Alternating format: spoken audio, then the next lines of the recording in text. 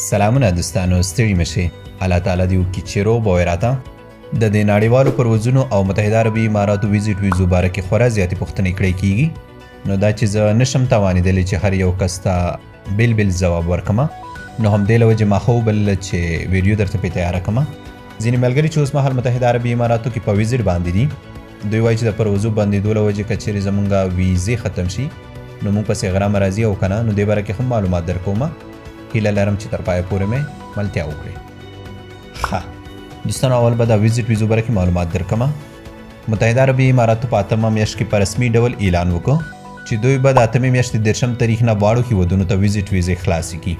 په دې کې هغه هیوادونه هم شامل وو کوم باندې چې دوی مخکې د ویزیټ ویزو بندیز لګولی و، خو د 30 تاریخ څخه واخله تر ننه پورې دغه ویزې افغانانو لپاره خلاصې نه شوې. پاکستان نیشنلټي والا ته هم یو نیمه ویزه وشي، خو افغانانو لپاره تر اوسه پورې هیڅ کومه ویزه نه ده شوې. مونږ چې څومره ویزیټ ویزې جمع کړي وې هغه واړه ریجیکټ شوې، او نوره د ویزیټ ویزو کمپنیانو والا چې جمع کړي وې هغوی والا هم ریجیکټ شوې، مطلب راواپس شوې. چې دغه باره کې مونږ امیګریشن یا جوازاتو نه پوښتنه کوو، دوی مونږ ته وایي چې واړو ملکونو لپاره ویزیټ ویزې خلاصې دي، خو کله چې په سیسټم کې جمع شي نو بیا اپروول نه ورکوي، مطلب دا چې ویزه نه کیږي. نو ما د خپلو واړو هیوادوالو څخه هیله دا کوم څوک چې ویزیټ ویزو باره کې پوښتنه کوي چې تر اوسه پورې متحده عربي اماراتو ویزیټ ویزې افغانانو لپاره نه دي شروع شوي، حتی پاکستان لپاره هم په پوره ډول نه دي شروع شوي، خو یو نیمه ویزه کیږي. نو همدې له وجې که چیرې دغه ویزې د کسانو راغلی هغه زه تاسو سره شریکوم، هغې نه پس تاسو ویزیټ ویزې لپاره اپلای وکړئ. زمونږ هغه هیوادوال چې په متحده عربي اماراتو کې په ویزیټ ویزه باندې دي خو د پروازونو بندېدو له وجې نشي کوی چې وطن ته لاړ شي، دوی اکثر دا پوښتنه کوي چې که چیرې مونږ ویزه ختم شي نو جریمه راپسې راځي که نه، او بالکل په تاسو پسې جریمه راځي.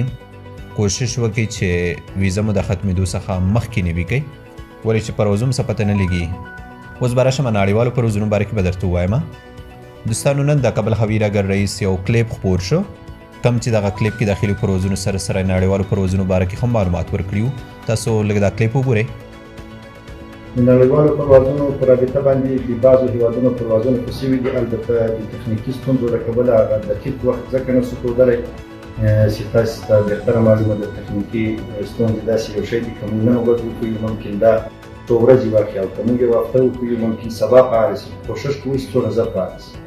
ومو لیدو، نو دا په دې معنی ده چې تر څو پورې کابل هوایي ډګر کارونه سل په سلو کې نه وي بشپړ شوي، تر هغې پورې ممکن نړیوال پروازونه شروع نه شي، او شاید ډیپلوماتیکو اړیکو وجه هم وي. خو خیر دوی خپل کارونه ډېر په تیزۍ سره روان کړي دي. که مونږ فکر وکړو چې دی ډېر په لږ وخت کې وتوانېدل چې ایرپورټ بیرته په خپو ودرئ. زه پوهېږم زموږ هېوادوال ډېرو ستونزو سره مخامخ دي، خو باید مشکلاتو باندې هم سترګې پټې نه کړو، او ولې چې هر چاته پته دی زموږ هوایي ډګر په کومو حالاتو کې و او څومره ژر بیرته دغې ځای ته راورسېدو. نو موږ باید څه وخت نور هم حوصله وکړو. هغه ملګري چې وایي چې 12 تاریخ باندې خو متحده عربي اماراتو ته پروازونه ونه شول، نو دا څه خبره ده دوستانو؟ متحده عربي اماراتو هغه د پروازونو بندیز لرې کړ کوم چې افغانستان سربیره په ځینې نورو هیوادونو باندې لګېدلی و. نو دا په دې معنی دی چې کله هم زموږ ایرپورټ له خیره سره بیرته متحده عربي اماراتو ته پروازونه شروع کړي، نو واړه هغه کسان کوم چې د متحده عربي اماراتو کمه یا پخه ویزه لري، نو دا کسان به وکولی شي چې د کابل څخه متحده عربي اماراتو ته ډایرکټ لاړ شي. د ترکیه، انډیا، جرمني، ځینې نورو بهرنیو هیوادونو باره کې زما څخه ملګري پوښتنې کوي چې دغو هیوادونو ته پروازونه څنګه شول. دوستانو، لکه څنګه چې تاسو مخکې خبرې واورېدې، هماغه خبره ده چې تر څو پورې زموږ هوایي ډګر سل په سلو کې نه وي فعال شوی، نو تر هغې پورې به ملکي نړیوال پروازونه په نارمال ډول نشي شروع. ممکن ځینې خصوصي سپیشل پروازونه ترې وشي، خو هغه بیا هم په نورمال کې نه راځي. صرف هغه کسانو ته به اجازه ورکړي کوم چې اوسني وخت کې افغانستان نه بهر ته تلل غواړي.